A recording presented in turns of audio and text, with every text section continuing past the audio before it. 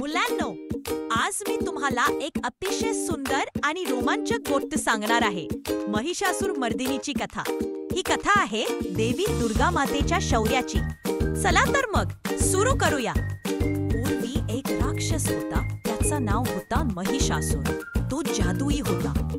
कधी म्हैस बनायचा, कधी माणूस. तो खूप ताकदवान होता. महिषासुराने ब्रह्मदेवाची कठोर तपश्चर्या केली. ब्रह्मदेव प्रसन्न झाले आणि म्हणाले, वर माग.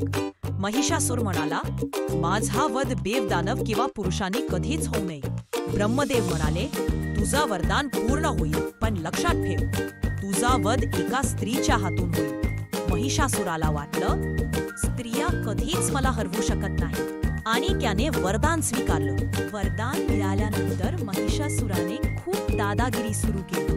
त्याने स्वर्ग जिंकला, देवांना पळवून लावला. सगळे देव घाबरून भगवान शिव, विष्णू आणि ब्रह्मदेवांकडे गेले.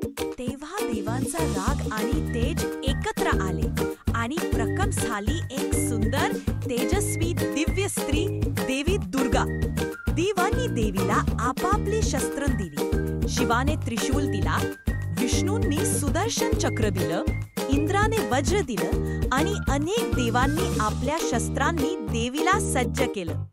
आता देवी तयार झाली महिषासुराशी लढायला. सुरू झालं महिषासुर आणि देवीचं भयंकर युद्ध. महिषासुर कधी म्हैस बनून धावत होता, कधी हत्ती, कधी सिंह, तर कधी माणूस बनून लढत होता. पण देवी खंबीर उभी राहिली. तिने शस्त्र फिरवली, सिंहावर स्वार होऊन प्रचंड लढली. शेवटी देवीने आपल्या त्रिशूलाने महिषासुराचा वध केला. देव आनंदले. त्यांनी घोषणा केली, जय दुर्गा, जय महिषासुर मर्दिनी. त्या दिवसापासून देवीला महिषासुर मर्दिनी म्हणून ओळखलं जाऊ लागलं.